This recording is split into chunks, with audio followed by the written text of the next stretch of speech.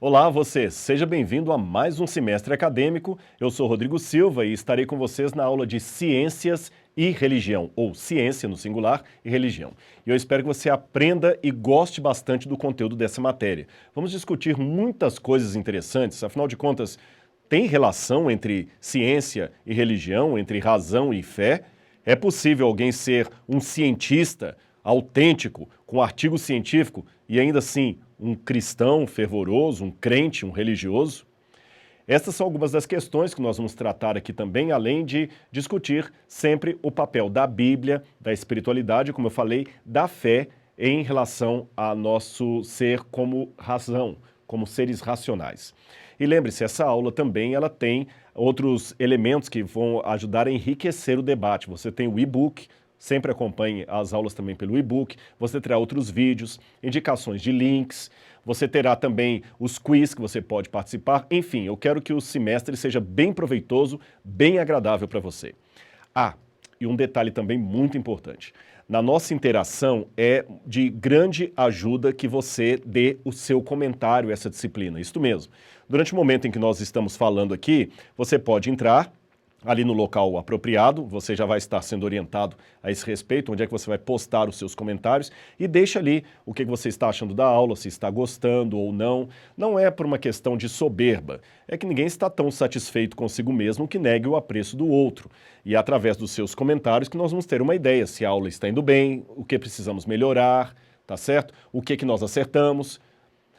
E também, para beneficiar você, é nesse mesmo local onde você colocará os comentários que você também pode lançar as suas dúvidas, as suas perguntas. Houve alguma coisa que não ficou muito clara? Rodrigo, não entendi isso aqui, explica melhor, qual é esse conceito? Não entendi. O seu diálogo com os colegas, ou seja, vamos aproveitar as maravilhas da tecnologia e usá-las em nosso benefício, ou pelo menos do saber coletivo, tá bem? Bom, então, colocada essa introdução, nós estamos hoje na primeira aula sobre ciência e religião e eu já quero começar essa aula falando com você um pouco sobre a história da ciência moderna. Haverá um momento em que eu vou falar até sobre o método científico, como é que ele funciona, como é que foi a cabeça dos cientistas, mas eu quero começar com a história da ciência moderna. Falando da ciência, eu não vou conceituar a ciência agora, eu vou deixar isso para uma próxima aula. Eu quero primeiro falar do que acontecia no mundo antes da ciência dita moderna começar. De um modo geral, nós podemos dizer que desde os tempos mais antigos a humanidade já investigava a natureza de um modo, digamos, científico.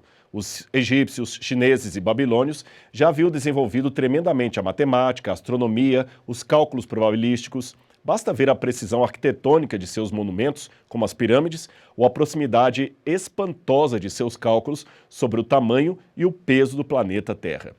Pessoal, eu não sei se você sabe, mas eu sou arqueólogo. E eu fico fascinado quando eu vejo a grandeza de muitos monumentos do passado.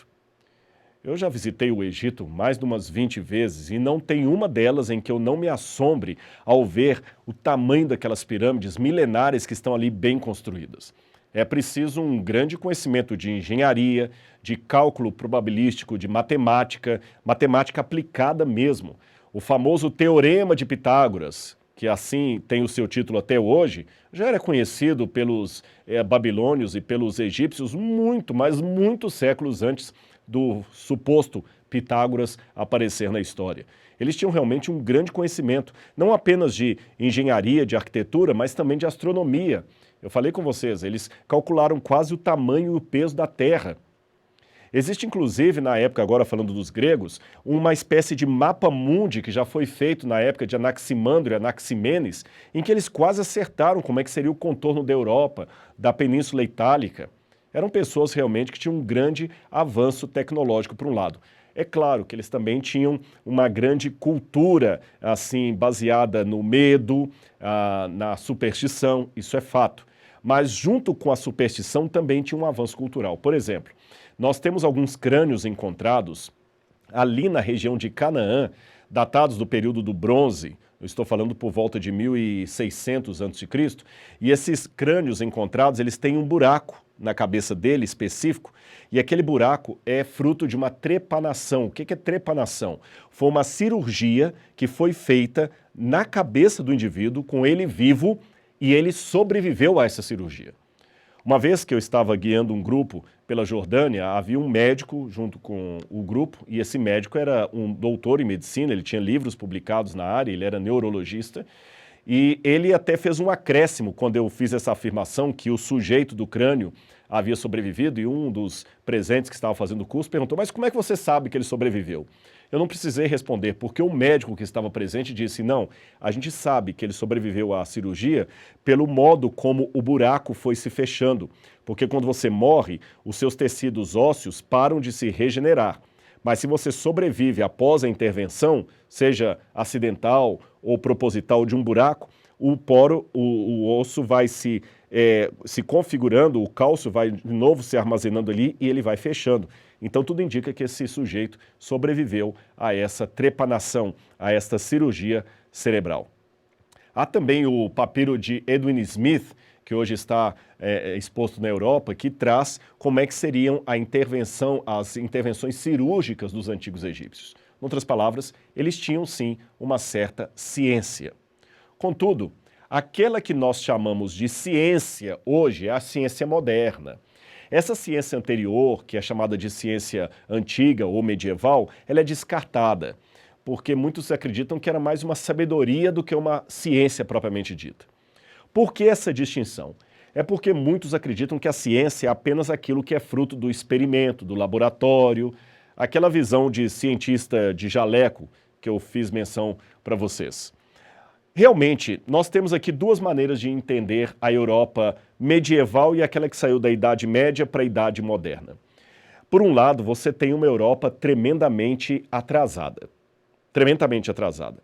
Se você estivesse agora nas ruas de Milão ou Bolonha, no século XII, alta Idade Média, vamos supor que você estivesse ali andando pelas ruas, você ia se assombrar com o que estava em redor.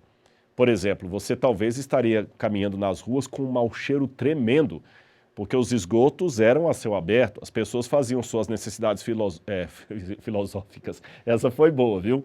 As pessoas faziam as suas necessidades fisiológicas, embora algumas filosofias acabam sendo, desculpem-me, uma diarreia mental, mas tudo bem.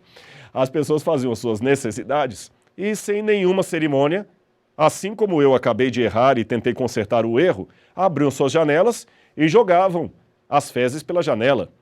Os mais educados avisavam de baixo, cuidado, lá vai fezes. Os outros nem faziam isso. Você corria o risco de ter uma chuva de excrementos humanos na sua cabeça. O mau cheiro era tremendo. Se você passasse numa feira, você não teria coragem de comprar nem uma maçã, porque os ratos estariam dividindo o espaço ali, principalmente nas bancas de farinha de pão. E se você ainda estivesse naquelas ruas, veria subindo uma velha, bem velha, com o cabelo já assim desgrenhado, branco, talvez uns 3 ou 4 dentes na boca, uma gengiva bem inflamada, sofrendo de gengivite, mancando de uma perna, e talvez com um pedaço de pão embolorado na mão, assim, com as unhas sujas. E você se surpreenderia que aquela velha centenária era nada mais, nada menos que uma mulher de 27 ou 28 anos, que a essa altura de sua vida já teria tido uns 7 ou 8 filhos e dificilmente chegaria até os 40 ou 50 anos de idade. Essa era a Idade Média. Então hoje, quando a gente analisa esse comportamento, nós temos duas visões. Tem aqueles que falam da Idade Média de maneira tradicional como a Idade das Trevas e uma nova leva de historiadores que querem redimir a Idade Média, tirando alguns mitos e dizendo que ela não era tão atrasada assim. Na minha opinião, eu acho que nós não vamos nem tanto ao céu, nem tanto à terra. Realmente há muitos mitos sobre a Idade Média, por exemplo, que era proibido de secar corpos, isso não é verdade, que a ciência e que a igreja era sempre contra a ciência, isso também não é verdade, nós vamos ver isso mais adiante. Mas há também uma ideia muito romântica de achar que tudo era um mar de flores. O exemplo eu vou dar aqui. Quando Galileu Galilei resolveu calcular o tempo que um corpo gastava para descer um plano inclinado, ele teve que se valer de uma clepsidra, porque não havia ali na Europa nenhum instrumento capaz de medir esta quantidade de tempo. Por isso que ele teve que usar uma clepsidra. Agora que vem o irônico da história. A clepsidra é esse relógio d'água que você está vendo aqui. Você joga a água aqui em cima, tem um cone, e aqui você tem várias linhas demarcando, e à medida que a água vai descendo, você vai contando o tempo a partir do nível da água na clepsidra.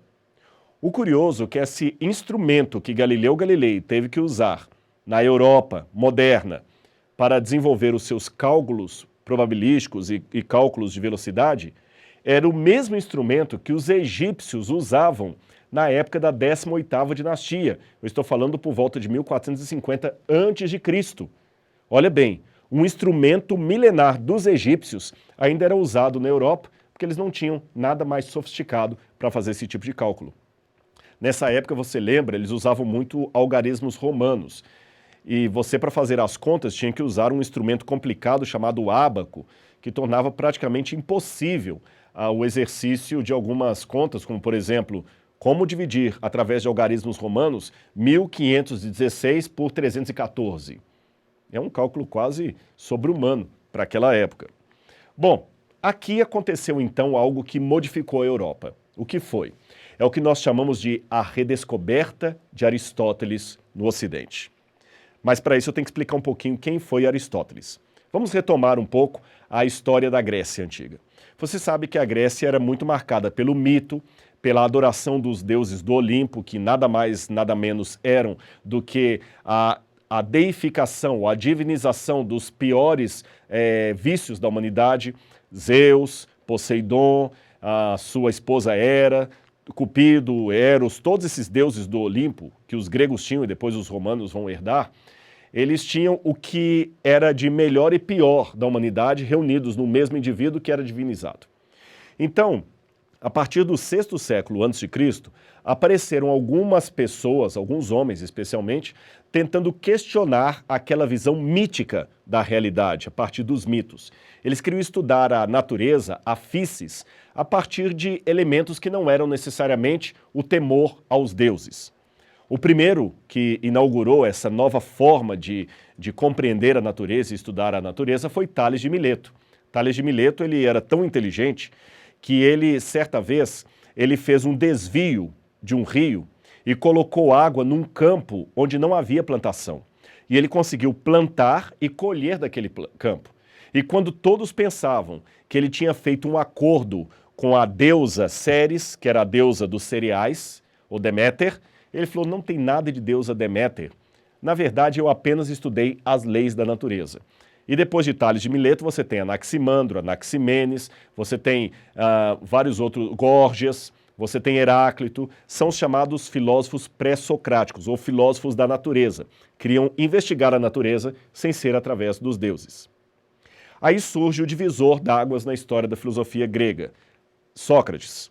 Sócrates queria também propor um estudo filosófico da natureza, mas que contemplasse também aquilo que não era material, aquilo que era sobre-material, além da matéria, da análise do que está além da matéria, do espírito.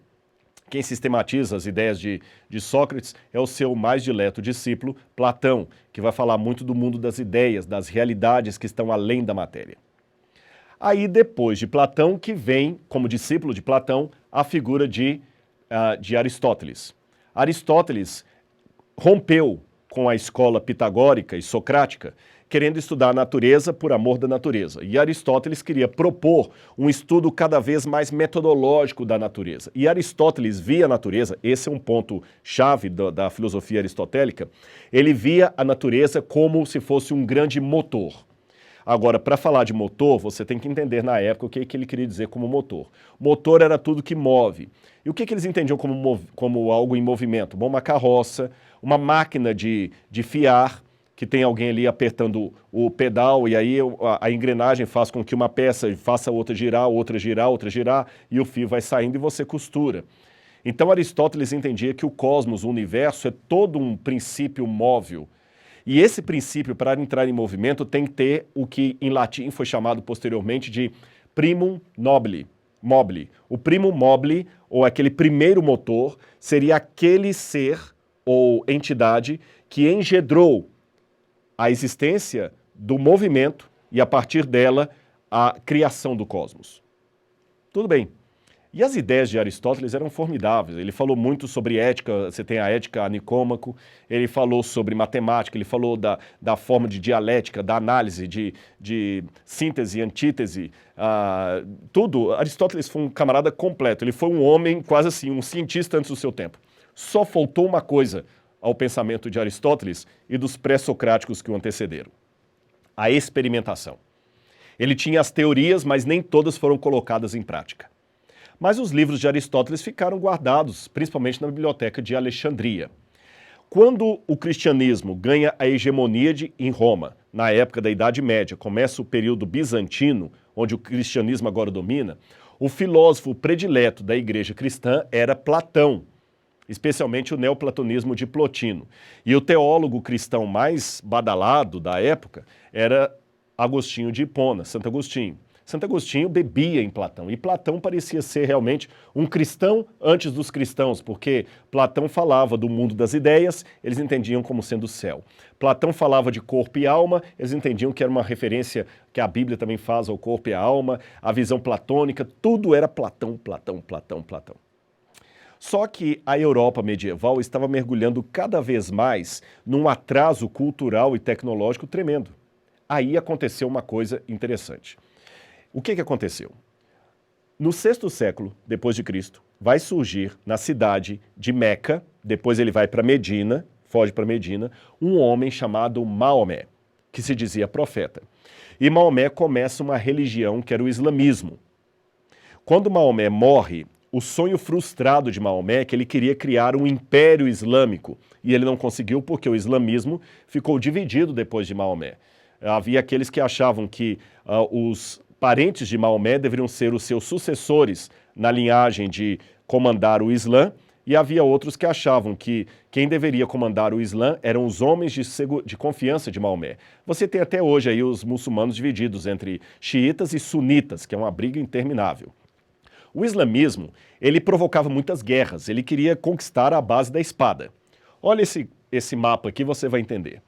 Todas essas partes aqui em alaranjado foram as partes que os muçulmanos foram conquistando.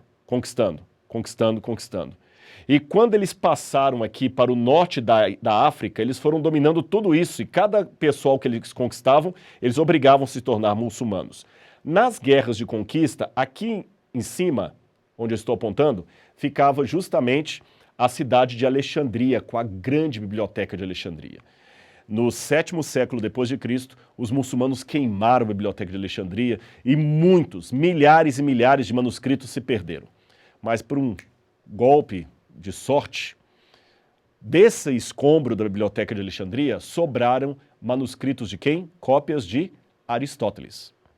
Sábios muçulmanos pegaram aqueles textos de Aristóteles, conseguiram ler em grego, depois fizeram uma tradução para o árabe e se fascinaram por Aristóteles. E começaram, com base nos insights de Aristóteles, a colocar em pauta os ensinos dele e a pesquisar a natureza. Isso deu para os muçulmanos um avanço tecnológico muito grande. Por quê? Porque aqui na Europa a ideia era Roma locuta, finita causa est. Se Roma falou, acabou. Você não pode questionar os dogmas da igreja. Então não havia muito espaço para inovações, para experimentos, para observações da natureza. Tudo era sob a tutela do dogma, você entende? Lá no mundo muçulmano não tinha isso. Eles não tinham essas restrições. Então o que acontece? Eles ficaram muito superiores. E por ficarem superiores, acabaram passando aqui da África para a Europa e começaram a invadir o continente europeu, dominando especialmente Portugal e o que hoje seria Portugal e Espanha. Na época não era bem assim. Tanto que essa península recebeu o nome de Península Ibérica, nome que nós usamos até hoje. Você deve saber, Península Ibérica significa a Península dos Árabes. A igreja, aqui então, ela fugiu desse ponto, transferiu a sede dela para a cidade de Bizâncio, que seria a cidade de Constantinopla hoje, perdão, que seria hoje a cidade de Istambul, a cidade de Constantinopla na época, e ficaram aqui. E os muçulmanos dominaram toda essa parte. Os muçulmanos, eles eram tão superiores em tecnologia graças a Aristóteles, que eu me lembro aqui, quando eu era criança, teve um filme de Robin Hood. Você deve ter ouvido falar de Robin Hood, claro, a lenda daquele rapaz que ele está lá em Sherwood, na floresta de Sherwood, e ele é filho de um senhor feudal ali, de uma família rica, e ele sai para as cruzadas. Nas cruzadas ele tem as suas aventuras e quando ele volta para casa ele vê que o povo está sofrendo muito porque um xerife mau está tomando conta de todo o vilarejo, cobrando impostos pesados, o povo passando fome. Então Robin Hood começa aquele processo de roubar dos ricos para dar aos pobres, roubar dos ricos para dar aos pobres. Você conhece a história de Robin Hood? Pois bem, deixa-me contextualizar, embora Robin Hood é um romance, nunca existiu Robin Hood. Esse romance ele é contextualizado na época em que os árabes estavam dominando tudo. E o que os feudos fizeram juntamente com os príncipes, os reis e os padres, a igreja? Começaram a mandar para essas regiões aqui exércitos de cavaleiros templários, de cruzados, os cruzados, as cruzadas. E foi numa dessas cruzadas para combater os árabes, os muçulmanos, que Robin Hood também foi. E nessa história, esse ponto que eu quero fazer o recorte do filme que eu assisti, é um filme antigo de Kevin Costner que fazia o Robin Hood. Ele imitava aquele sotaque inglês, era muito engraçado. E eu estou contando esse pedaço do filme aqui apenas para você ver a superioridade da tecnologia dos árabes, dos muçulmanos em relação à Europa por causa da descoberta de Aristóteles ali da Biblioteca de Alexandria. Numa das cenas do filme, o Robin Hood salva a vida de um homem, um mouro, um negro, que é no filme, ou alguns dizem que hoje melhor é dizer preto, né? Eu já estou confuso com isso, eu vou ser sincero com vocês. Nos Estados Unidos, você não podia falar negro, tinha que falar black. Agora o Brasil também, então perdoe-me que eu ainda não estou muito atualizado a essas nomenclaturas do politicamente correto. Bom, voltando ao que eu estava dizendo para vocês, de qualquer maneira, quem fazia o papel do Mouro era o Morgan Freeman. Esse é famoso, você conhece até hoje, o Kevin Costner também. E o Robin Hood salva a vida do Morgan Freeman, que é o Mouro. Quando ele salva a vida do Mouro, o Mouro fala, como dívida de honra, eu agora vou seguir você até a sua terra, porque um dia eu tenho que salvar a sua vida, aí eu vou estar livre para seguir o meu destino. Robin Hood aceitou e foram os dois amigos. E tem uma hora que o Robin Hood está encurralado por alguns inimigos, e ele, com aquele jeito de Lord, em inglês, Sir, né? Ele chega no alto e é muito hilária essa cena, ele faz aquele gesto tipo Superman, e olha e fala, eu acho que os nossos inimigos estão longe de nós. Aí o Morgan Freeman, que é o Mouro, o muçulmano, tira da bolsa uns instrumentos. O Robin Hood fica olhando assim, ele tira 2 lentes, tira um pedaço de couro, faz um cone, coloca uma lente aqui e olha, e fala, não, nós temos que ir embora, não podemos dormir aqui, que eles estão perto. Ah, Robin Hood, como é que você sabe? Veja. Aí o Robin Hood pega aquela luneta, e quando ele olha que vê o exército inimigo se aproximando, ele tira a espada e começa a fazer assim, como se os homens estivessem logo ali à frente. E o Morgan Freeman, de maneira irônica, diz, depois eu que sou o bárbaro. Essa parte do filme ilustra o que eu disse para vocês, como é que o mundo muçulmano estava muito superior pela descoberta de Aristóteles. Em termos históricos, de história da ciência principalmente, nós chamamos esse movimento de a redescoberta de Aristóteles no Ocidente. Aristóteles, então, acaba vindo para a Europa porque os árabes estavam dominando aqui a Península Ibérica. Mas quando os exércitos católicos expulsam os árabes da Península Ibérica e retomam o local, os árabes ficaram aqui por séculos, e deixaram na Península Ibérica muito da herança dos árabes. Quer exemplos? Simples. Eu falo ali, a Península Ibérica, já falei, tem esse nome que é a Península dos Árabes. Você tem ali Portugal e Espanha. Como se chama avô em espanhol? Abuelo? Muito bem, pois abuelo em espanhol é uma palavra que vem do árabe. Abu em árabe é o pai, é o ancestral. Você tem um monte de palavras em português que você tem que vem diretamente do árabe. Você fala, por exemplo, alfajor, algodão, você tem a palavra alfaiate. Alfaiate é uma palavra que vem do árabe. Você vê a ideia da Península Ibérica, tanto Portugal como Espanha, de produzir azeite de oliva de grande qualidade, e a palavra azeitona que nós temos em português é a mesma palavra azutuna, que vem do árabe. Nós temos muitas coisas que vêm do árabe. Quando você vai a Portugal, você tem, por exemplo, ali o Palácio da Pena, e esse Palácio da Pena ele tem toda uma estrutura de um palácio árabe. E não somente isso, os árabes, ao saírem da Península Ibérica, deixaram não somente uma cultura muito maior do que a cultura que até então eles tinham, como também deixaram para trás as obras de Aristóteles, que agora algumas estavam sendo traduzidas até para o latim. E ao deixar as obras de Aristóteles, fascinaram a Europa com aquele conhecimento que até então estava escondido. Quer ver uma coisa que eles deixaram para trás e que tem relação direta com a ciência? Lembra que até então, qual era o símbolo matemático da Europa? O que você acha que representava matematicamente os números na Europa medieval? Se você respondeu o algarismo romano, você respondeu certo, correto, o algarismo romano. Eram aqueles números onde o x vale 10, o i vale 1, o L vale 50, o D vale 500, o M vale 1000 e assim por diante. O C vale 100, ou seja, algarismos romanos. E eu já havia mencionado, quando falei aqui de Galileu Galilei, fazendo os cálculos que precisava do ábaco. Imagina você com algarismos romanos fazendo uma conta de, por exemplo, de uma potência, um número elevado a outro número. É uma coisa meio complicada. Aí os árabes deixaram uma matemática muito mais simples, com um tipo de numeral que a gente usa até hoje, 1, 2, 3, 4, 5, e que chamamos corretamente de número arábico, ou seja, número dos árabes. Percebeu o que significou a redescoberta de Aristóteles no Ocidente? Agora, havia um grande teólogo da igreja nessa época, seu nome Tomás de Aquino. Ele conseguiu ser mais famoso do que Santo Agostinho. Tomás de Aquino é que ditava as regras da igreja, do que pode se fazer, do que não se pode fazer, as pregações, a palavra correta. Tomás de Aquino era a voz oficial da igreja. E, por alguma razão, os escritos de Aristóteles caíram no colo de Santo Tomás de Aquino. E quando Tomás de Aquino viu que Aristóteles representava o universo como um grande motor e falava de um primo mobile, um motor primeiro, Santo Tomás de Aquino, que era bem racionalista, falou: eu tenho em Aristóteles o argumento teológico que eu preciso para falar racionalmente da existência de Deus. Deus é o primum mobile de Aristóteles. Deus é o motor imóvel que colocou tudo em funcionamento. E a partir da filosofia aristotélica, Santo Tomás de Aquino começa a construir o Ratio Studiorum, ou seja, uma teologia racionalista.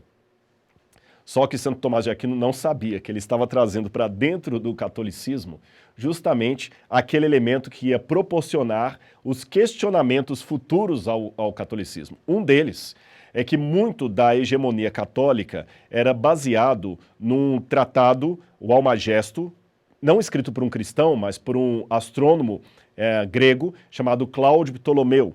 E Cláudio Ptolomeu, ele falava do universo como sendo uma série de esferas onde os planetas estavam, e também a Lua e as estrelas, e no centro dessas esferas estaria a Terra. O que Cláudio Ptolomeu disse quando colocou a Terra no centro do universo? Lembrem-se, nessa época eles ainda não tinham descoberto a lei da gravidade, que será percebida só depois com Sir Isaac Newton. Então, para eles, a ideia era apenas de coisas mais pesadas ou menos pesadas. O que é menos pesado está leve, por isso está no alto. Por isso as aves são menos pesadas do que a pedra, por isso que a pedra está aqui embaixo, a ave está lá em cima. Assim que eles pensavam. Então, se as estrelas estão lá, é porque elas são mais leves do que a Terra. Se os planetas estão lá, é porque são mais leves. Então, a Terra é o mais pesado, por isso que ela está aqui na base. Se ela está na base, nós estamos vendo tudo dando voltas, então tudo gravita em torno da Terra. E esse Almagesto acabou se tornando, assim, quase que um elemento do credo da igreja, a Terra como centro do universo. Muitos teólogos que pegavam o Almagesto de Cláudio Ptolomeu para fundamentar isto, também se baseavam numa tradição que vinha de uma versão errada da Bíblia em latim. A versão errada da Bíblia em latim é aquele texto que está em Eclesiastes capítulo 1, verso 4, que em latim foi traduzido assim: generatio praeteriti, generatio adveniti, terra autem in aeterno instat. Tradução literal: uma geração passa, outra geração vem, mas a terra permanece eternamente estável. Então eles lendo isto pelo erro de tradução latino falavam: a terra é estável, então a terra não se move. Ela está parada, fixa, como disse Cláudio Ptolomeu, e tudo gravita em torno dela. Foi uma briga danada até vir Galileu Galilei, com aquela famosa situação em que ele saiu do tribunal, quando falaram: confesse para nós que a terra está parada e que tudo gira em torno da terra. Ele falou: sim, a terra está parada. E ele falou assim: e por si move, e por si move. Essa história famosa. A Bíblia não estava dizendo que a terra estava parada. Na verdade, o que a Bíblia está querendo dizer é o seguinte, que uma geração vai, uma geração vem, mas a terra permanece para sempre, não que ela está em eterno estado paralisado. Agora, depois dessa descoberta ou redescoberta de Aristóteles no Ocidente, houve várias linhas que ajudaram não somente a criar o ambiente para o surgimento da ciência moderna, como também para questionar muitos dogmas, muitos princípios da igreja. Então, embora, como eu mostrarei na aula seguinte, é um mito, é um erro dizer que a igreja é contra a ciência ou que a igreja perseguiu os cientistas, nós vamos falar sobre isso mais à frente, por ora eu tenho que dizer que também é um fato que muitos elementos que surgiram dando base contextual para o surgimento da ciência moderna são elementos que também tinham um certo antagonismo às visões teológicas da realidade. Um desses primeiros elementos foi justamente o renascentismo. O renascentismo começa com Petrarca. Você sabe que grandes revoluções começam justamente com os artistas. Eles são os primeiros a colocar ali de maneira camuflada o seu questionamento ao sistema. E aqui eu vou dar um exemplo para vocês de como o renascentismo já provocou isso. Olha esse quadro aqui de Michelangelo que enfeita as paredes e o teto da Capela Sistina. Michelangelo, você sabe, ele não era um pintor propriamente dito, ele era um escultor. As grandes obras de arte dele são esculturas, como a Pietà, o Da Vinci, perdão, o Davi que ele fez, o Da Vinci. O Davi, que ele fez, o Moisés, que até reza a lenda que o Moisés ficou tão perfeito que quando ele terminou de esculpir o Moisés, ele bateu com o martelo no joelho da estátua falando: parla, fala, e a estátua não falou. Eu sei que é uma história um pouco lendária, mas realmente, gente, eu já vi pessoalmente essas imagens do Michelangelo, ele era fantástico. A Pietà parece que você está vendo Maria mesmo ali segurando Jesus, uma coisa incrível. E o que ele fazia de menor qualidade era pintar. Apenas uma nota de rodapé. Se eu pintasse tão ruim como Michelangelo, eu estava bem satisfeito. Eu estaria vendendo os meus quadros a altos preços aí, viu? Porque se isso ele fazia mal, imagina se fizesse bem. Mas o que eu quero chamar a atenção é que o Papa escolheu, dentre outros, Michelangelo para pintar o teto e o oratório e à frente o altar da Capela Sistina. A Capela Sistina ela é muito importante ali no Vaticano, porque é na Capela Sistina onde há a eleição com a Assembleia dos Cardeais para escolherem o novo Papa. Eles ficam enclausurados ali até escolherem o novo Papa, até que finalmente a fumaça muda de cor lá na chaminé, uma tradição de séculos e séculos, e alguém grita, né? Habemus Papam, temos um novo Papa. Então precisavam de um teto mais religioso. E Michelangelo pintou o teto, mas já com imbuído de um espírito completamente renascentista. E quando eu falo renascentista, leia também humanista. Agora a tendência, os ventos, já era aos pouquinhos tirar Deus do cenário e no lugar de Deus colocar o ser humano. Você parte de uma visão teocêntrica da realidade religiosa para uma visão antropocêntrica. Olha que ele pinta Deus criando Adão, mas com caracteres nunca antes retratados. Primeiro deles, Adão senta-se como se fosse quase um imperador romano, sem muita força, com até um ar de desdém e preguiça, colocando a mão assim, e Deus se esforça, se segurando até num dos anjos aqui, que seguram a mão de Deus para Deus não cair, e Deus que se esforça para alcançar o ser humano. Outra coisa curiosa é que ele também Michelangelo pintou esse quadro sempre com figuras de órgãos humanos. Por exemplo, Deus está retratado dentro de um cérebro. E uma coisa que esse retrato não mostra, porque Michelangelo pintou a Capela Sistina em duas etapas, uma no início e outra no final da vida dele, foi que Deus originalmente estava nu, com a genitália aparecendo. E nessa época, muita gente protestou. Havia alguns bispos que diziam, olha, você entra na Capela Sistina, parece que você está mais dentro de um bordel do que dentro de uma igreja. Como é que nós vamos escolher o Papa olhando um monte de genitália lá em cima da cabeça da gente? Aí o Papa, depois de muitas reclamações, especialmente aquelas dirigidas por um dos bispos de Roma, chamado Biagio, foi conversar com Michelangelo e você sabe muito bem. Se você quer irritar um artista, mexa na obra de arte dele. Peça um compositor para mudar uma frase da letra, ele fica doido. E o Michelangelo não gostou, já havia passado muito tempo, ele já estava mais velho agora. Mas ele, assim, para evitar problemas, pintou esses panos aqui, outros também foram retratados cobrindo a nudez de Deus. Alguns foram pintados pelo próprio Michelangelo, outros por outros artistas. Mas ele ficou tão irado contra o Biagio, que ele fez o seguinte, nessa parte aqui da Capela Sistina, você tem a cena do juízo final. Você tem aqui Jesus ao centro, do lado os que se salvam, os que se perdem, aqui você tem os mártires, os santos, e aqui você tem as almas perdidas, o purgatório, o limbo das crianças, o purgatório, e aqui embaixo o inferno. Justamente aqui embaixo, nessa parte do inferno, Michelangelo pintou quem? Biagio. Ele pintou o bispo, que reclamou da pintura dele, com orelhas de burro, nu, e engolido por uma serpente que estava justamente com a boca na genitália dele. Vejam, já é um espírito renascentista, de protesto contra a igreja. Agora ele pintou o próprio chefe da igreja ali, de maneira bem irônica. Reza a tradição que o Biagio foi de novo reclamar com o Papa quando viu tal insulto. E o Papa, de maneira bem irônica, falou com ele assim, olha, meu amigo, eu sinto muito. Se Michelangelo tivesse pintado você no purgatório ou no limbo, eu poderia te salvar porque o Papa pode tirar uma alma do purgatório. Mas como ele pintou no inferno, não posso fazer nada, porque o Papa não tem jurisdição sobre o inferno. E assim, o bispo ficou imortalizado com orelhas de burro até hoje ali, como sinal do que foi a Renascença. Esses elementos todos foram surgindo para minar a confiança que se tinha na teologia, na igreja. Até aqui, a teologia era soberana. Até a filosofia, que era mais aceita, era chamada de ancila teológica, a serva da teologia. Nós temos também a tomada de Constantinopla, em 1453. Lembra quando eu falei com vocês dos movimentos dos muçulmanos? Olha aqui, os muçulmanos estavam tomando aqui o norte da África, tentaram pela Península Ibérica. Isso aqui até parece joguinho de War. Quando eu era criança, eu gostava demais de jogar War. A gente espalhava assim o tabuleiro, né? O tabuleiro não, o mapa, ia fazendo os exércitos. Aliás, eu até lembro, a gente não tinha dinheiro para comprar um War. Olha a criatividade. Pelo menos desenvolvi minha criatividade. Aí eu e meus colegas não tínhamos dinheiro, o War era muito caro, a gente inventou um War. A gente pegou a cartolina, cartolina nada, caixa mesmo de papelão, desenhamos o mapa mundi, fizemos o exército e tudo mais. A única coisa que a gente tinha de verdade era o dado, que a gente jogava ali os exércitos. E era muito gostoso. Aí naquele eu aprendi geografia, foi ali que eu aprendi sobre a Eurásia, né, sobre vários países, brincando de War. Imagine só.